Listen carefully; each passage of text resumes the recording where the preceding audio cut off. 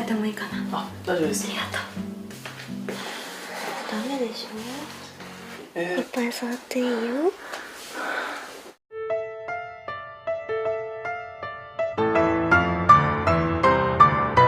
Hai para seniman sabun, pada video kali ini, kita akan membahas sebuah alur cerita film, yang berjudul, My Mother Crossed the Line. Yang artinya Apem Tembem Milik Ibu Angkatku. Film ini menceritakan tentang seorang anak remaja yang diadopsi, dan dia meminta dilatih tentang cara bercocok tanam yang baik. Langsung saja kita mulai filmnya. Scene dibuka dengan memperlihatkan sepasang suami istri, yang sedang memulai aktivitasnya di pagi hari. Sang istri bernama Bimia, sedangkan suaminya bernama Bakaryo. Lalu tak lama kemudian anak mereka pun datang, ia bernama Ashange. Diceritakan Bimia dan Bakaryo telah lama menikah, namun mereka belum memiliki anak. Sedangkan Ashange merupakan anak yang baru mereka adopsi. Ashange yang baru bangun tidur, kemudian dipersilahkan makan oleh ibunya. Di sini terlihat bahwa Ashange masih malu-malu kucing, kepada orang tua barunya. Sebab ia baru saja diangkat menjadi anak oleh mereka berdua. Dengan lahap Ashange pun memakan semua makanan yang ada di atas meja, hal itu membuat Bimia senang, karena ia sudah lama menginginkan kehadiran seorang anak. Begitupun dengan Bakaryo yang juga terlihat sangat senang. Lalu Bakaryo sebagai ayah yang baik memberikan ceramah no jutsu, kepada Ashange agar selalu semangat dan tak pantang menyerah.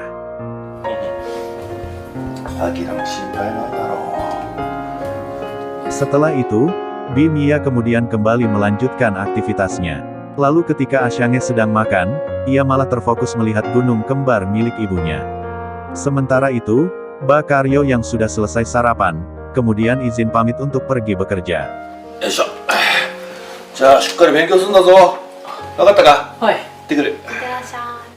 Kemudian scene berlanjut, terlihat Ashange yang sedang belajar, ia pun sangat tekun belajar walaupun hanya sendirian.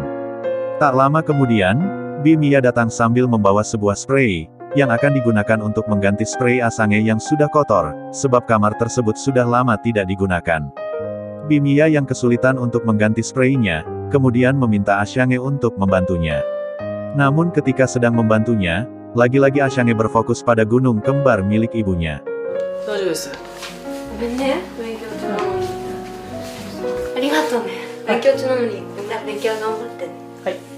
Setelah selesai, Ashange pun duduk termenung di kasurnya, saat itu ia sedang menghayalkan berpetualang di lahan perkebunan milik ibunya. Sehingga tanpa sadar ia langsung ketiduran. Ketika ia bangun, hari pun kini sudah mulai malam, ia kemudian bergegas pergi ke kamar mandi. Setelah sampai di kamar mandi, ia malah mendengar suara lantang Bimia, yang sedang mengobok-obok kantong ajaibnya. Namun Ashange yang masih bingung dengan suara tersebut, mencoba untuk melihatnya. Di mana sebenarnya saat itu, Bimia sedang mengikuti cabang olahraga 5 jari, menggunakan jari manisnya. Ashange yang semakin penasaran, lalu mencoba nekat untuk melihat di sela-sela pintu. Akan tetapi karena ketakutan, ia malah berlari memanggil ayahnya. Bakaryo lalu datang dan menyuruh istrinya untuk segera menyelesaikan mandinya, karena Ashange juga ingin memakai kamar mandi tersebut.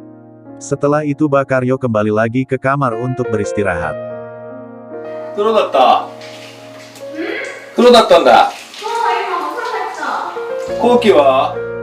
Singkat cerita, malam hari pun tiba. Terlihat Ashange terbangun dari tidurnya, dan pergi ke kamar orang tuanya. Ia takut tidur sendirian, sehingga ia meminta kepada orang tuanya untuk sementara tidur bersama mereka. Ashange pun diizinkan untuk tidur bersama mereka.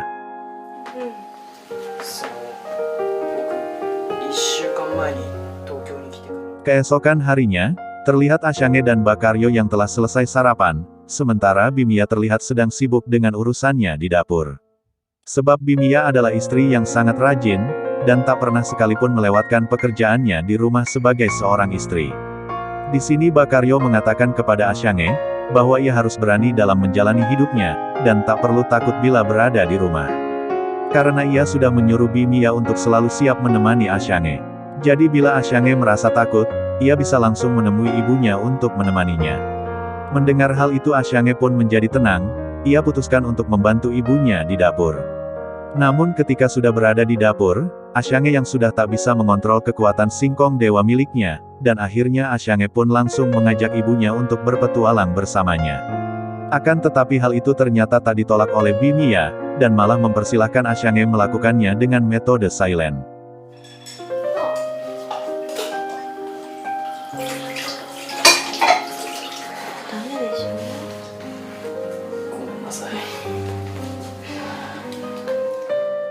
Tak lama setelah itu, mereka pun langsung bercocok tanam di kebun yang subur.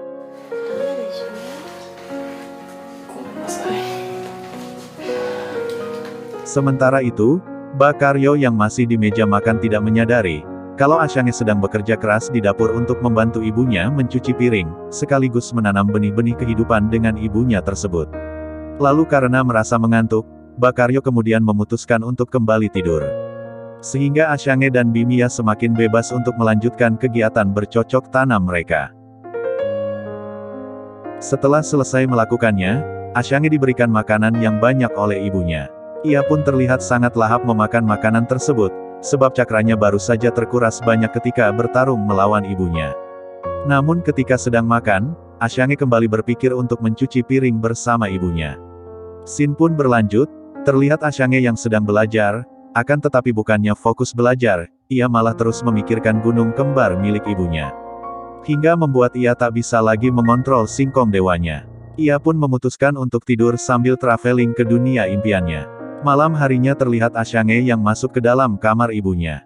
Karena saat itu Bakaryo belum pulang, ia pun memberanikan diri untuk kembali meminta bertualang di lahan perkebunan milik ibunya. Bimiya yang sudah senang dengan singkong dewa Ashyange, tanpa ragu-ragu langsung mempersilahkan Ashyange masuk ke dalam goa sempit miliknya itu. Dan mereka berdua kemudian bersiap mengambil posisinya masing-masing. Tak lama setelah itu mereka pun langsung memanen singkong dewa tersebut.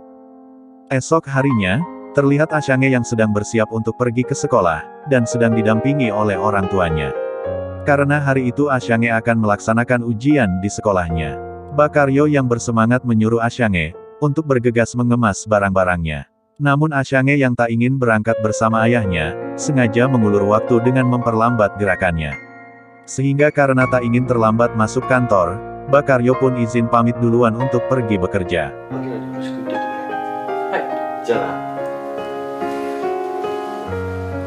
Di akhir film ini, terlihat Bimiya yang melihat anaknya masih sibuk mengemas barangnya, ia pun kemudian membantunya agar Ashyange tidak terlambat.